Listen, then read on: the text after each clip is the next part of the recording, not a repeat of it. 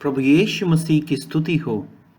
प्रभु यीशु मसीह के नए नियम द्वारा रक्षा के इस व्हाट्सएप ग्रुप में आज यहाँ उपस्थित होने और यह मैसेज सुनने के लिए मैं आप सबका धन्यवाद करना चाहता हूँ।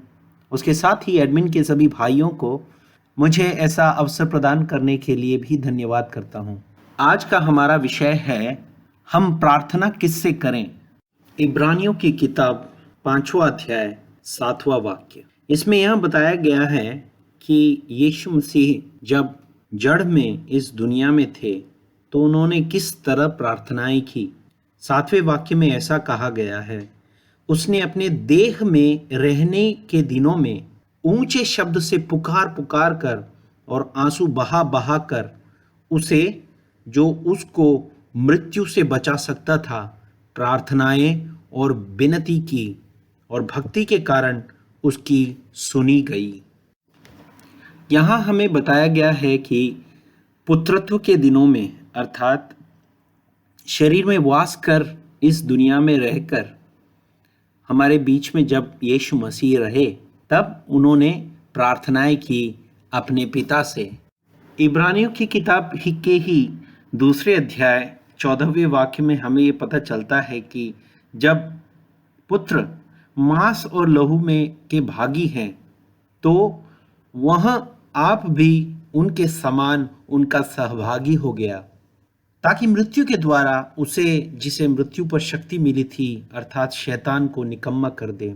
उसने, यीशु मसीह ने अर्थात परमेश्वर ने एक पुत्र बनकर इस दुनिया में इसलिए आए ताकि मांस और लहू में हमारे साथ भागी हो सके, और मांस और लहू में भागी होकर जब उन्होंने मृत्यु पर विजय पाई तो उन्होंने शैतान को निकम्मा कर दिया। पर पुत्रत्व के दिनों में उन्होंने यह शक्ति किस तरह पाई कि वह खुद का ही बलि दे सके हमारे पापों के उद्धार के लिए। यह शक्ति एक मनुष्य जब शरीर में होता है तब ही प्राप्त कर सकता है, जब वह प्रार्थना में परमेश्वर के साथ जुड़ जाए, परमेश्वर के साथ वह इस तरह से रहे जिस तरह से यीशु मसीह पवित्र आत्मा के द्वारा, प्रार्थना के द्वारा अपने शरीर में वास कर इस दुनिया में जीवित रहे और उन्होंने मृत्यु पर विजय पाई। क्या ऐसा हम साधारण व्यक्तियों के लिए संभव है? यह हमें वचन से देखना होगा। यूहन्ना का सुसमाचार 4 अध्याय 24वां वाक्य, उसमें यह कहा गया है कि परमेश्वर आत्मा है और अवश्य है कि उसे भजन करने वाले आत्मा और सच्चाई से भजन करें।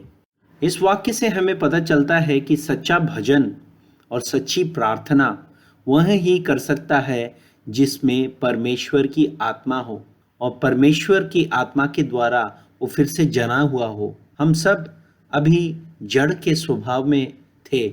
जब जड़ के स्वभाव में हैं, हम जड़ के आवश्यकताओं के लिए अकेले प्रार्थना करते हैं, लेकिन जब जब हम पवित्र आत्मा द्वारा नए जन्म को प्राप्त करते हैं, तब हम परमेश्वर के राज्य और उसकी इच्छाओं के अनुरूप से अपनी प्रार्थनाएं करते हैं। इस तरह प्रार्थना करने के लिए आत्मा में नया होना, आत्मा का नयापन होना बहुत जरूरी है। अब हम वचन से यह देखेंगे कि यीशु मसीह ने हमें किस से प्रार्थना करने को कहा है। यह हम वचन के द्वारा पढ़ेंगे कि उन्होंने जब प्रार्थना की या उन्होंने जब प्रार्थना करने को हमें सिखाया तो किस से प्रार्थना करने को हमसे कहा गया। मत्ती का सुसमाचार 6वां अध्याय 5 से लेकर वाक्य।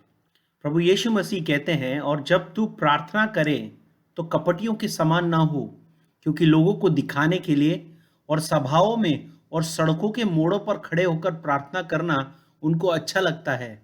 मैं तुमसे सच कहता हूं कि वे अपना प्रतिफल पा चुके। परंतु जब तू प्रार्थना करे तो अपनी कोठरी में जा और द्वार बंद करके अपने पिता से जो गुप्त में है प्रार्थना कर, और तब तेरा पिता जो गुप्त में देखता है तुझे प्रतिफल देगा। तो यहाँ पर हमने देखा भाइयों और बहनों कि किससे हमें प्रार्थना करनी है। पिता जो गुप्त में है और जो गुप्त में हमारी बातें सुनता है, उनसे हमें प्रार्थना करना है। तभी पिता जो गुप्त में देखता है कि हम प्रार्थना करते हैं, वो हमें प्रतिफल देता है। प्रार्थना करते समय अन्य जातियों की समान बकबक ना करो, ज्यादा बातें ना करो, क्योंकि वे समझते हैं कि उनके ज्यादा बोलने से उनकी सुनी जाएगी। तो उनकी तरह ना बनो, क्योंकि तुम्हारा पिता तुम्हारा मांगने से पहले ही जानता है कि तुम्हारी क्या क्या आवश्यकता है। सो इस रीति से प्रार्थना किया करो। हे हमारे पिता, तू जो स्वर्ग में है, तेरा नाम पवित्र माना जाए, तेरा राज्य आए, तेरी इच्छा जैसी स्वर्ग में पूरी होती है वैसे ही पृथ्वी पर भी हो। हमारी दिन भर की रोटी आज हमें दे, और जिस प्रकार हमने अपने अपराधियों को क्षमा किया है, वैसे ही तू भी हमारे अपराधों को क्षमा कर, और हमें परीक्षा में ना ला, परंतु बुराई से बचा, क्योंकि राज्य और परिक्रमा और महिमा सदा तेरी ही है। आमीन। तो इस प्रार्थना में हमने देखा कि जो प्रार्थना है वो पिता को की जा रही है, जो पिता स्वर्ग में है उससे की जा रही है, और जो भी चीजें मांगी जा रही है उसमें बहुत कम हमारी आवश्यकता के लिए है। हम उसके राज्य को देखें, हम उसके राज्य की चिंता करें, हम ये चिंता करें कि हम दूसरों को इस पिता के बारे में बता सके, इस परम ईश्वर, परम पिता जो हमारा रक्षक है, उसके बारे में बता सके और उसका राज्य आ सके। यूहन्ना का सुसमाचार 14वां अध्याय 12वां वाक्य, उसमें यीशु मसीह अपने शिष्यों से कहते हैं, मैं तुमसे सच कहता हूं कि जो मुझ पर विश्वास रखता है, ये काम जो मैं करता हूं वह भी करेगा, वरन इससे भी बड़ा काम करेगा, क्योंकि मैं पिता के पास जाता हूं।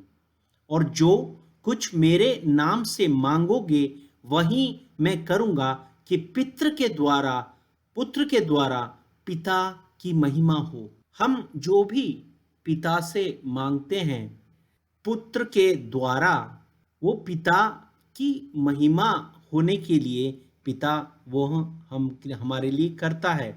यह यीशु मसीह हमसे कहते हैं, यदि तुम मुझसे मेरे नाम से कुछ मांगोगे तो मैं करूंगा।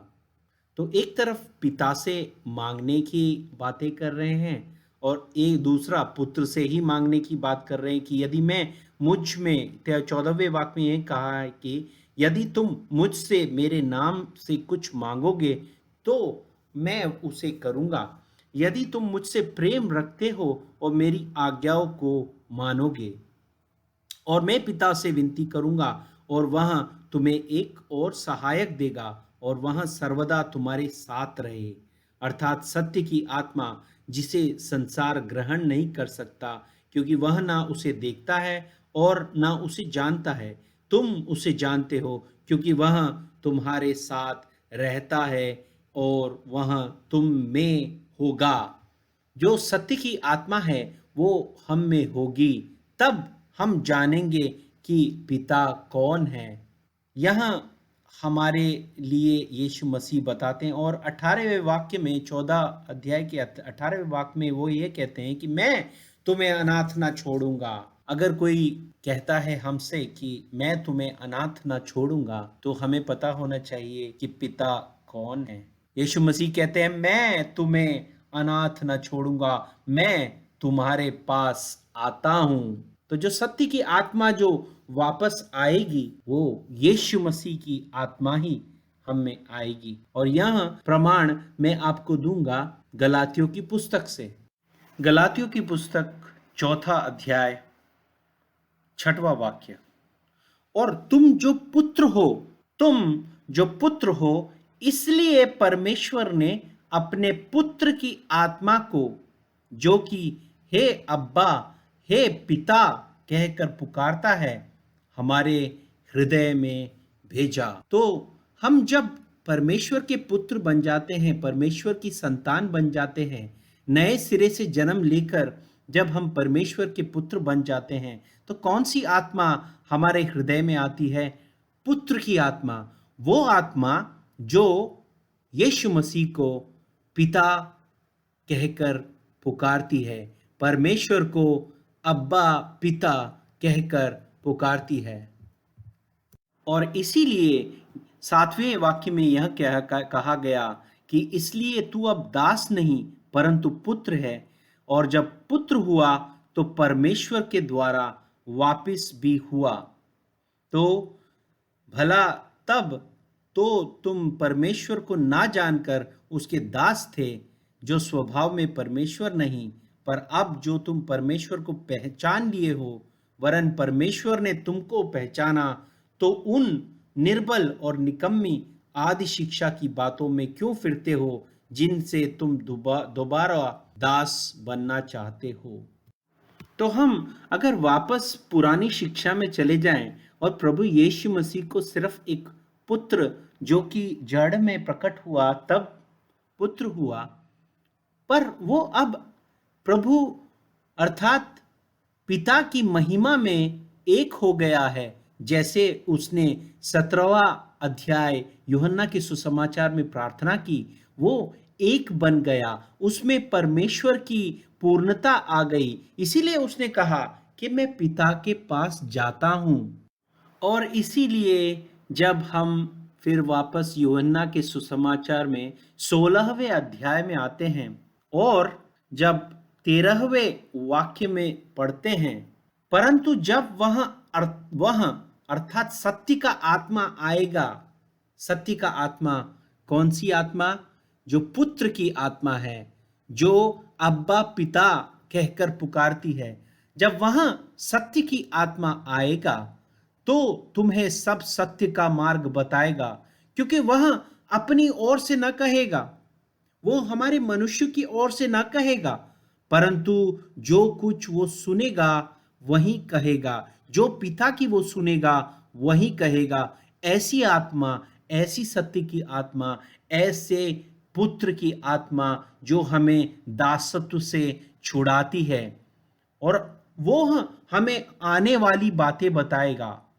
वह मेरी महिमा करेगा। कैसी महिमा? जो वह 17वें अध्याय में बोलता है कि पिता मुझे अपने साथ ऐसी महिमा में महिमावान कर जैसा मैं आदि में था। तो वह परम पिता बन जाएगा, जैसे यशायाह की पुस्तक में 9वें अध्याय में बताते हैं कि वो पुत्र होगा पर वह परम पिता कहलाएगा। तो वह जब महिमा में आएगा तो वो परम पिता कहेगा। और 15वें वाक्य में यूहन्ना के सुसमाचार 16वें अध्याय के 15वें वाक्य में यह कहा है, जो कुछ पिता का है वह सब मेरा है, इसलिए मैंने कहा कि वह मेरी बातों में से लेकर तुम्हें बताएगा। थोड़ी देर तुम मुझे ना देखोगे और फिर थोड़ी देर मैं मुझे देखोगे। तब उसके कितने चेलों ने आपस में कहा कि यह क्या है? वह हमसे कहता है कि थोड़ी देर में तुम न मुझे देख पाओगे और फिर थोड़ी देर में मुझे देखोगे, और यह इसलिए कि मैं पिता के पास जाता हूं। तो भाइयों, हमने देखा कई लोग हमको बताते हैं कि पवित्र आत्मा दूसरा व्यक्ति है। यहाँ पर हमें पता चलता है कि वो जो सहायक है वह पुत्र की आत्मा है।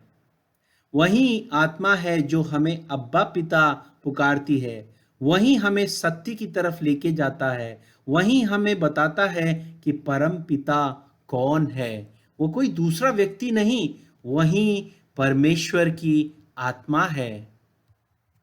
यहाँ इस अध्याय में फिर प्रभु यीशु मसीह अपने क्रूस के मरण के बारे में बताते हैं कि वो थोड़े देर के लिए नहीं मिलेंगे, और जब फिर वापस वो जी उठेंगे तो उनके मन में खुशी आएगी। और फिर 23वें वाक्य में वो जाकर कहते हैं कि उस दिन तुम मुझसे ना पूछोगे, मैं तुमसे सच सच कहता हूं, यदि पिता से कुछ मांगोगे तो वह मेरे नाम से तुम्हें दे देगा। क्योंकि तब उस दिन हम यह जान जाएंगे कि वही हमारा परम पिता है, वही पिता के साथ में महिमावान है, और कोई नहीं जो हमें बचा सकता है, और कोई नहीं जो हमारी प्रार्थना को सुन सकता है। वही हमारा परम पिता है। वो पिता के नाम से ही इस धरती पर आया। इस पिता के नाम को ही उसने महिमावान किया, और पिता की महिमा उसी नाम से होती है। तो जो भी मांगो उससे ही मांगो, परम पिता से मांगो और प्रभु यीशु मसीह के नाम से मांगो। और जब मांगो तब ये विश्वास करो कि वो तुम्हें दिया जाएगा, और तुम पूरा तरह विश्वास कर उसको परम पिता मान, और तुम पुत्र की आत्मा के द्वारा जब तुम उसको पुकारोगे वो तुम्हारी बातें सुनता है, क्योंकि वो जानता है कि तुम पुत्र हो और पुत्र की क्या क्या आवश्यकताएं हैं।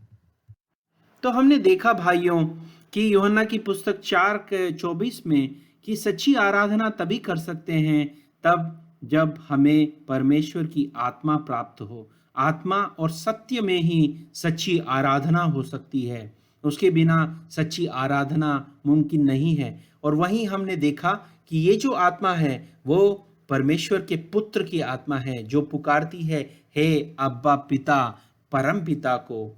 और परम पिता कौन है? यीशु मसीह, जो हमारे लिए इस दुनिया में आया और हमारे पापों के लिए की मुक्ति के लिए हमें पुत्र बनाने के लिए जो उसने अपनी जान दी और वो जी उठा, और आज परम पिता बन अब पिता के साथ वो महिमा में है। और इसी पुत्रत्व की आत्मा को, इसी पवित्र आत्मा को पाने के लिए पतरस प्रेरितों में कहता है, मन फिराओ और एक एक व्यक्ति प्रभु यीशु मसीह के नाम से बपतिस्मा लो, तो तुम्हें पापों से मुक्ति मिलेगी और पवित्र आत्मा का दान प्राप्त होगा। मेरे भाइयों, इन वचनों से प्रभु आपको सब आशीष दे, आपको बताए कि किस तरह प्रार्थना करना है। सच्ची प्रार्थना केवल आत्मा के द्वारा होती है, वो आत्मा जो पुत्रत्व की आत्मा है, जो परम पिता ही हमें देता है। और कब देता है? जब हम उसके बताए हुए मार्ग पर चलते हैं और सच्चे पवित्र आत्मा को प्राप्त करने का बपतिस्मा प्राप्त करते हैं। प्रभु आपको और आपके सारे परिवार को आशीष दे इन वचनों से। धन्यवाद।